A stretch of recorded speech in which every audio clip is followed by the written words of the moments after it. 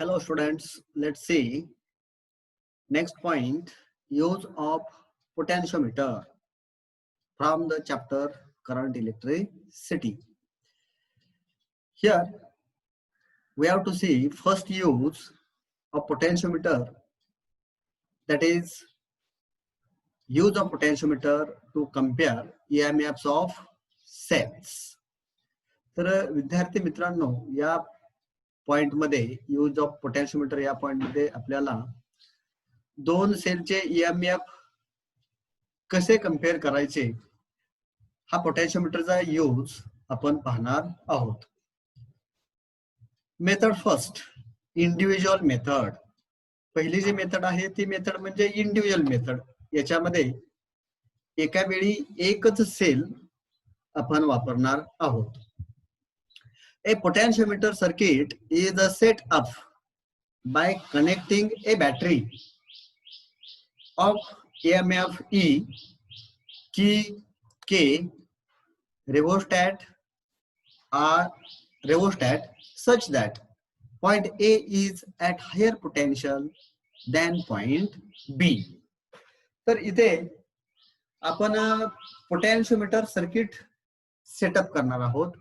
तर पोटॅन्शियोमीटर सर्किट कसे सेटअप केलेले आहे इथे, तर ही जी पोटॅन्शियोमीटर वायर AB आहे त्या पोटॅन्शियोमीटर वायर AB च्या सिरीज मध्ये एक सेल तिचे EMF आहे, त्यानंतर की K आणि रेव्होस्टॅट जोडलेला आहे.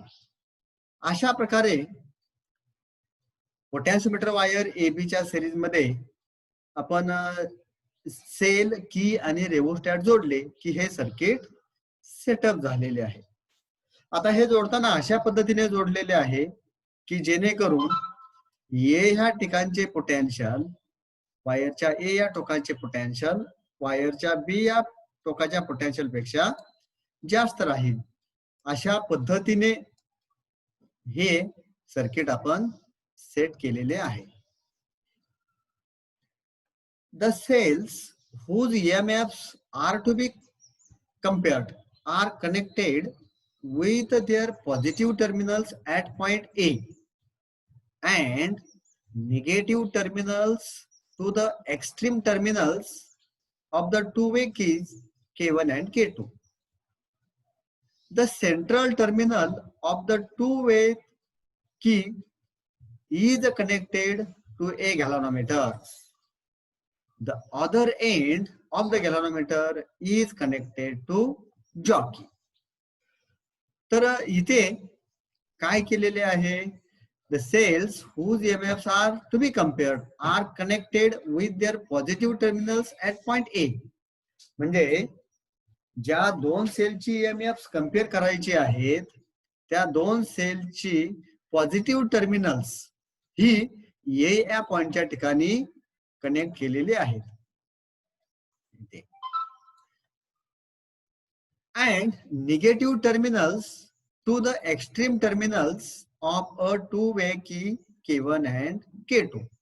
आणि ह्या दोन सेलचे निगेटिव्ह टर्मिनल्स जे आहेत ती निगेटिव्ह टर्मिनल इथे ज्या दोन कीज आहेत की K1 आणि की K2 त्यांची ही जी एक्स्ट्रीम टर्मिनल्स आहेत, हे एक टर्मिनल हे दुसरे टर्मिनल, तर ही निगेटिव्ह टर्मिनल ही दोन्ही निगेटिव्ह टर्मिनल ह्या कीज K1 आणि K2 च्या ह्या एक्स्ट्रीम टर्मिनल्सला जोडलेली असतात.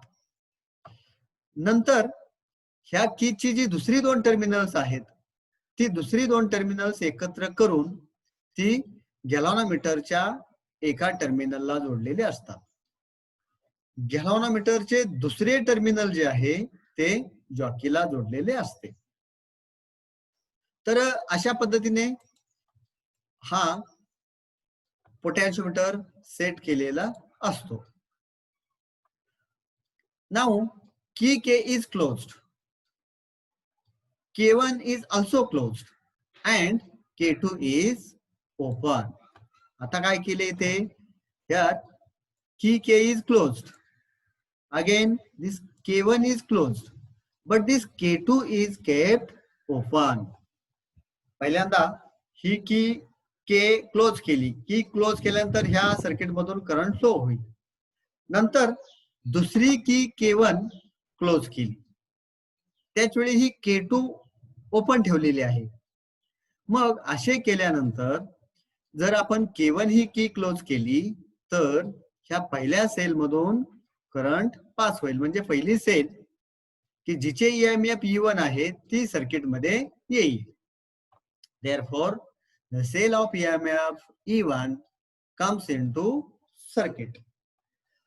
The null point is obtained by touching the jockey at various points on the potentiometer wire. आता असे केल्यानंतर परत काय करतात, हा जो जॉकी आहे तो जॉकी वायरच्या ए टर्मिनल पासून वेगवेगळ्या पॉइंट्सना टच केला जातो. आणि कधीपर्यंत टच करणार आपण तो, तर जोपर्यंत हा गॅल्व्हनोमीटर 0 डिफ्लेक्शन दाखवत नाही तोपर्यंत हा जॉकी आपण पुढे पुढे वायरवरून मूव्ह करणार. ज्यावेळी गॅल्व्हनोमीटर 0 डिफ्लेक्शन दाखवतो त्यावेळी जॉकी ज्या ठिकाणी असेल त्या पॉइंटला आपण नल पॉइंट असे म्हणणार. The length let L1 be the length of the wire between the null point and the point A. आता इथे हा नल पॉइंट मिळालेला आहे. नल पॉइंट आणि हा वायरचे ए टर्मिनल यांच्यामधील वायरची लेंथ आपण किती म्हणूया, L1 आहे. According to principle of potentiometer, potential difference between 2 points of the wire is directly proportional to the length of the wire between the 2 points. पोटॅन्शियोमीटरच्या principal नुसार वायरच्या दोन टोकांमधील पोटॅन्शियल डिफरन्स हे त्या वायर मधील त्या दोन पॉइंट मधील वायरच्या लांबीच्या प्रमाणात असतात. आणि त्यामुळे मग नल पॉइंट आणि ए यांच्यामधील पोटॅन्शियल डिफरन्स हे L1 च्या प्रमाणात असणार, किंवा आपल्याला असे लिहिता येईल, this potential difference V is equal to K into L1. K is a potential gradient constant, but as galvanometer shows 0 deflection, EMF of this cell must be equal to this potential difference. पण ज्या अर्थी galvanometer 0 deflection दाखवतो याचाच अर्थ असा होतो की या सेलचे ईएमएफ E1 हे या पोटॅन्शियल डिफरन्स इतके असणार. म्हणून आपण काय लिहिले ते, therefore E1 is equal to K into L1. Here K is the potential gradient along the potentiometer wire. इथे K म्हणजे पोटॅन्शियल ग्रेडियंट आहे पोटॅन्शियोमीटर वायर वरील. नाउ की K1 is kept open. आता पुन्हा काय करणार आपण, K1 ही की ओपन ठेवायची, ही की open, K1 is kept open and की K2 is closed. दुसरी की K2 क्लोज करायची. Due to this cell of EMF E2 now comes in the circuit. असे केल्यानंतर काय होणार, ही दुसरी की K2 क्लोज केल्यामुळे दुसरी जी सेल आहे की जिचे EMF E2 आहे ती सेल सर्किट मध्ये येईल. Again null point is obtained with the help of the jockey. मग पुन्हा अशाच पद्धतीने आपण नल पॉइंट मिळवायचा आहे. कसा, तर हा जॉकी वायरच्या ए टोकापासून त्या वायर वरती टच करत जायचे आणि ज्यावेळी गॅल्व्हनोमीटर 0 डिफ्लेक्शन दाखवेल त्यावेळी जॉकी ज्या ठिकाणी आहे तो पॉइंट म्हणजेच null point. Let L2 be the length of the wire between the null point and the point A. समजा आता नवीन मिळालेला नल पॉइंट आणि पॉइंट ए यांच्यामधील वायरची लेंथ किती आहे म्हणूया आपण L2. समजा हा दुसऱ्यांदा मिळालेला पॉइंट समजा या ठिकाणी असेल इथे, तर इथे हा नल पॉइंट आणि हा पॉइंट ए यांच्यामधील वायरची लेंथ समजा L2 असेल, तर what it will mean? It means that this EMF of the cell E2 is equal to potential difference between the points A and this null point. तर याचा अर्थ असा होईल की ह्या दुसऱ्या सेलचे EMF E2 हे नल पॉइंट आणि A यांच्यामधील पोटेन्शियल डिफरन्स इतके असणार. मग नल पॉइंट आणि ए यांच्यामधील पोटेन्शियल डिफरन्स किती असणार? तर ह्या ए आणि नल पॉइंट मधील वायरची लेंथ समजा L2 असेल, तर हा potential difference K into L2 इतका असणार. Therefore, this E2, EMF of the cell E2 is equal to K into L2. तर अशा पद्धतीने आपल्याला ह्या दुसऱ्या सेलचे EMF डिटरमाइन करता येईल. Now from these two equations, suppose this is equation 1, E1 is equal to KL1. Suppose this is equation 1. E2 is equal to KL2. Suppose this is equation 2. Dividing equations 1 and 2, what we will get? This epsilon E1 upon E2 is equal to this K and K will cancel with each other, and we will get E1 upon E2 is equal to L1 upon L2. Thus, we can compare EMF of two cells. अशा पद्धतीने आपल्याला दोन सेलचे EMF compare करता येईल. If any one of the EMFs is known, the other EMF can be determined by using this formula. तर दोन EMF पैकी जर आपल्याला एका सेलचे EMF माहित असेल, तर याच्यावरून आपल्याला दुसऱ्या सेलचे EMF डिटरमाइन करता येईल. तर अशा पद्धतीने एका वेळी एकच सेल वापरून म्हणजे इंडिव्हिज्युअल मेथडने आपल्याला दोन सेलचे EMF कंपेअर करता येते. Here another method number 2 to compare EMFs of the two cells is called this sum and difference method. तर दोन सेलचे EMF आपल्याला दुसऱ्या एका मेथडने कंपेअर करता येते आणि त्या मेथडला म्हणतात sum and difference method. The EMFs of two cells can be compared by using two cells at a time. This method is called sum and difference method. तर या मेथड मध्ये दोन्ही सेल्स एकाच वेळी वापरलेले असतात आणि जर दोन सेल अशा एकाच वेळी वापरलेल्या असतील तर त्या मेथडला सम अँड डिफरन्स मेथड असे म्हणतात. When two cells are connected so that negative terminal of the first cell is connected to the positive terminal of the second cell as shown in figure below.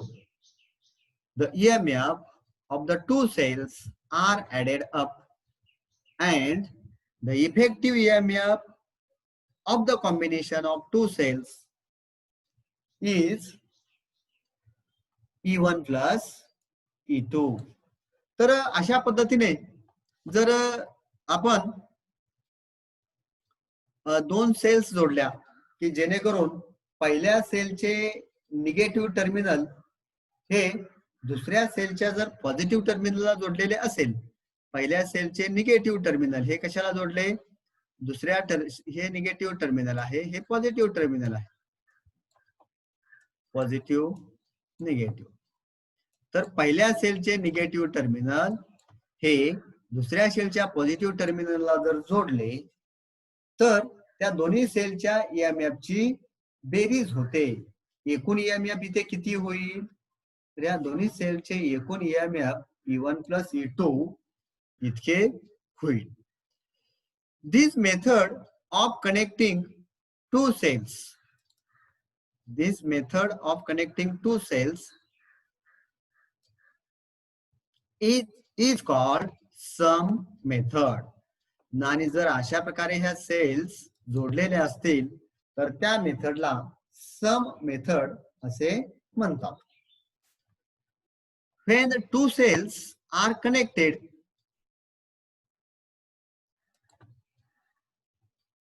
such that negative terminals are connected together or their positive terminals are connected together as shown in figure below.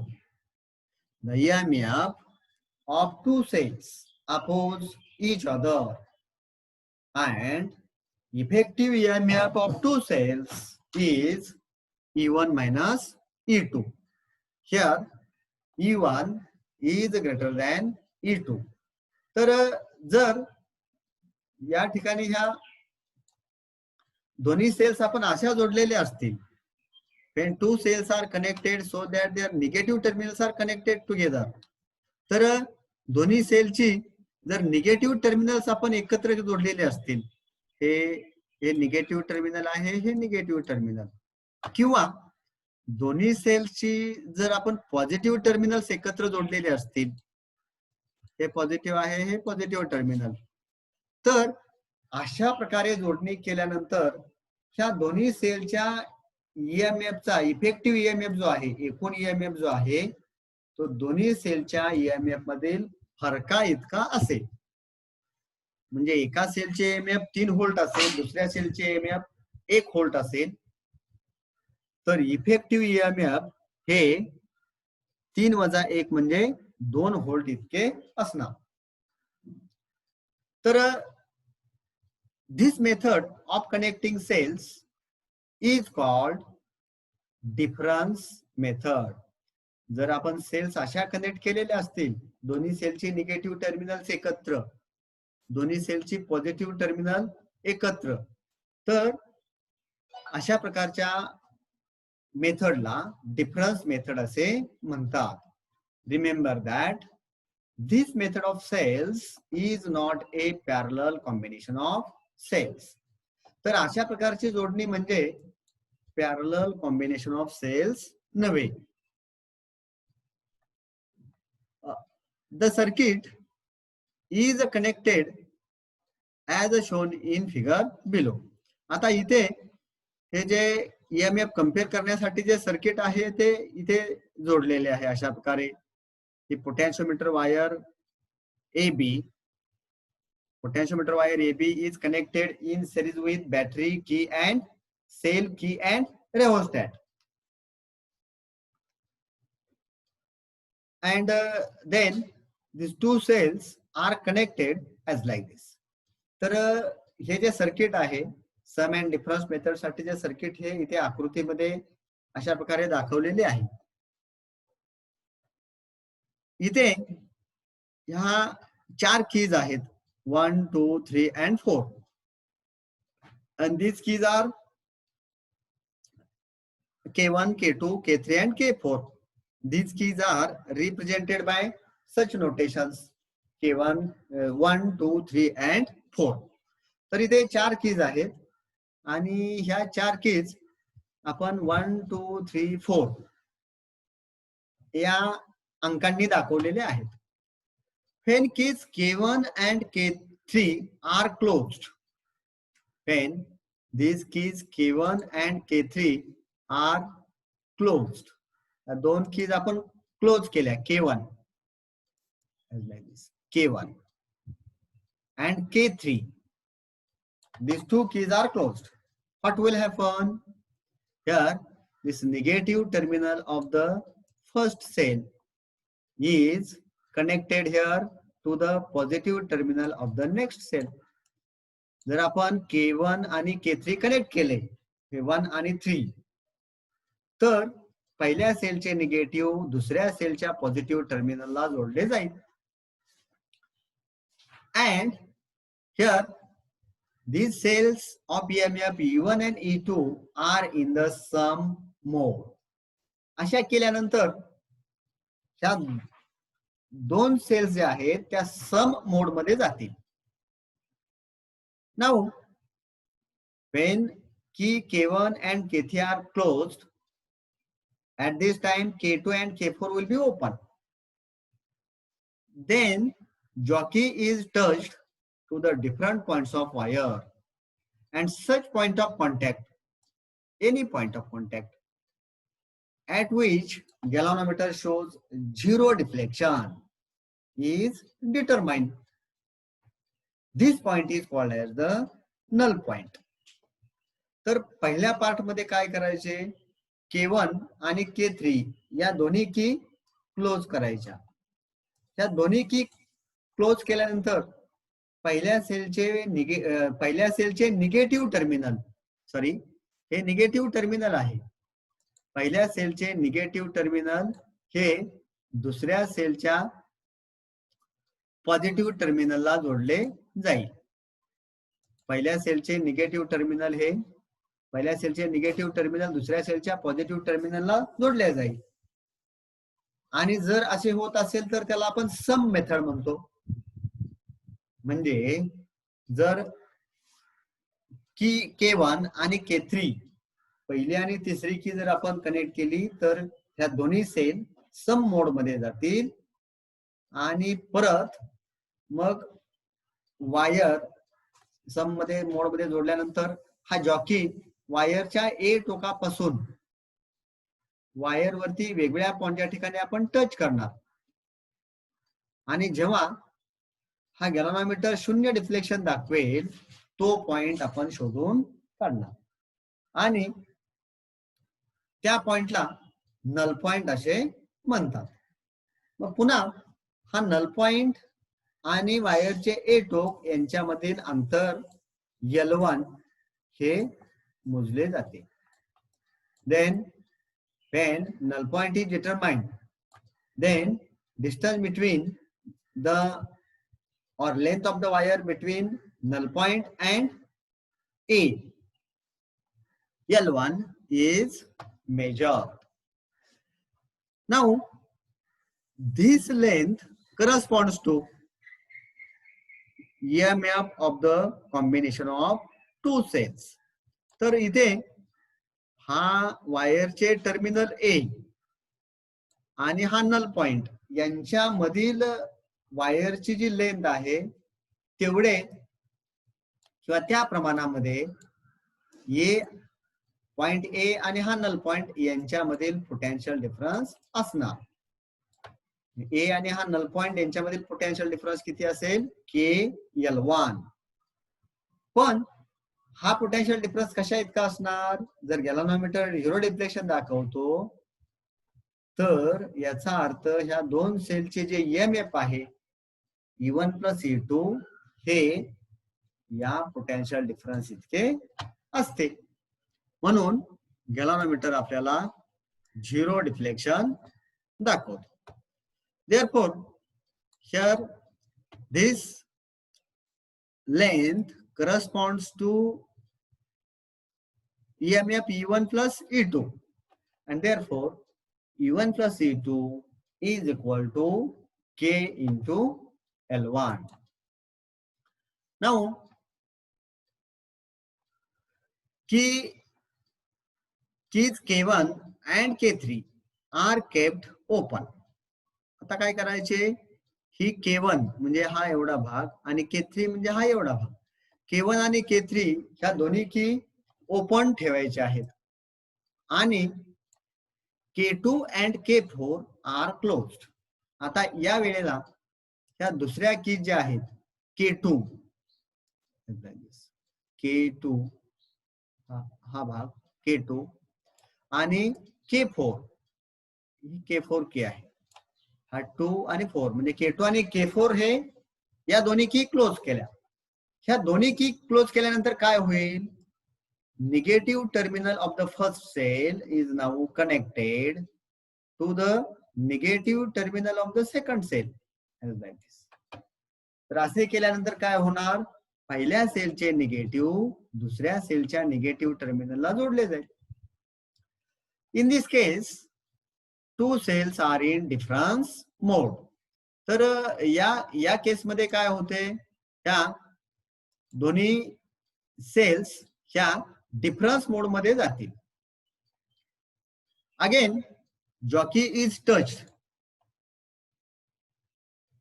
to the point A of the wire and it is moved from point A to different points, and point of contact, any point of contact like such point, suppose such point at which galvanometer shows zero deflection is determined. आणि नंतर काय करायचे? पहिली आणि तिसरी की open ठेवली आपण, दुसरी आणि चौथी की क्लोज केली. क्लोज केल्यानंतर हा जॉकी वायरच्या एक टोकापासून टच करत गेलो आणि ज्या ठिकाणी गॅल्व्हनोमीटर आपल्याला झिरो डिफ्लेक्शन दाखवेल तो पॉइंट डिटरमाइन केला. This point is called as the null point. त्या पॉइंटला नल पॉइंट असे म्हणतात. Then length of the wire between this null point and terminal A of the wire is measured. पुन्हा इथे मिळालेला हा नल पॉइंट आणि A यांच्यामधील वायरची लेंथ मोजली जाते. त्या लेंथला आपण L2 म्हणूया. L2. मग त्या वायरची लेंथ जर L2 असेल तर याचा अर्थ काय होईल? मग इथे सेल जेव्हा डिफरन्स मध्ये असतात, सेल जेव्हा डिफरन्स मध्ये असतात तेव्हा एकूण ईएमएफ जे आहे, एकूण ईएमएफ किती असणार? E1 minus E2. हे एकूण ईएमएफ किती होईल? एकूण ईएमएफ इथे जो आपल्याला पॉइंट मिळालेला होता तो नल पॉइंट आणि ए यांच्यामधील जी वायरची लेंथ आपण म्हटलेली होती L2 इतका असणार. Means in difference EMF of the effective EMF is equal to E1 minus E2, and this effective EMF will be equal to potential difference between the point A and this null point. Null point, suppose this is the null point. Therefore, what will be potential difference between the null point and A? This potential difference between null point and this A will be K into L2. Therefore, we have written this equation. E1 minus E2 is equal to K into L1 minus L2. So, when we connect the cells in some method, which equation we get? जर आपण cells ह्या सम method मध्ये जोडल्या तर आपल्याला कोणते equation मिळते? We get this equation, that is E1. We get this equation E1 plus E2 is equal to K into L1. तर जर आपण सेल ह्या सम मध्ये जोडल्या तर आपल्याला हे इक्वेशन मिळते. या इक्वेशनला आपण 1 म्हणूया. दिस is equation 1. When we connect the cells in a difference, we get this equation. Suppose equation number 2. Let's divide equation 1 by equation 2. What we will get? This K will cancel with this K, and we will get such a equation. E1 plus E2 divided by E1 minus E2 is equal to this L1 divided by L2. तर पहिल्या इक्वेशनला आपण जर दुसऱ्या इक्वेशनने divide केले तर के के cancel होतील आणि आपल्याला अशा प्रकारचे इक्वेशन मिळेल. Now by componendo and dividendo method we get, जर याच्यावरती योग वियोग क्रिया केली तर आपल्याला काय मिळेल? We will get this relation E1 divided by E2 is equal to L1 plus L2 upon L1 minus L2. तर आपल्याला हे suppose this is equation number 3. जर याच्यावरती आपण योग वियोग क्रिया केली तर आपल्याला हे इक्वेशन मिळेल. E1 छेद E2 बरोबर L1 अधिक L2 छेद L1 upon L2. By using this equation also, we can compare EMFs of two cells. If we know EMF of any one of the two cells, we can determine EMF of the second cell. तर एका सेलचे EMF जर आपल्याला माहित असेल तर त्यावरून दुसऱ्या सेलचे EMF आपल्याला या मेथडने सुद्धा डिटरमाइन करता येते. So students, this is about this use of potentiometer. Here we can compare EMFs of two cells by using the potentiometer by two methods, individual cell method and sum and difference method. तर अशा पद्धतीने आपल्याला पोटॅन्शियोमीटरचा वापर करून दोन सेलचे EMF compare करता येते. त्यासाठी दोन मेथड इथे सांगितलेले आहेत. पहिली मेथड म्हणजे इंडिव्हिज्युअल मेथड की ज्याच्यामध्ये एका वेळी एकच सेल वापरतात, सर्किट मध्ये घेतले जाते. आणि दुसरी मेथड आहे त्याची सम अँड डिफरन्स मेथड की ज्याच्यामध्ये एकाच वेळी दोन सेलचा वापर केलेला असतो. थँक्यू.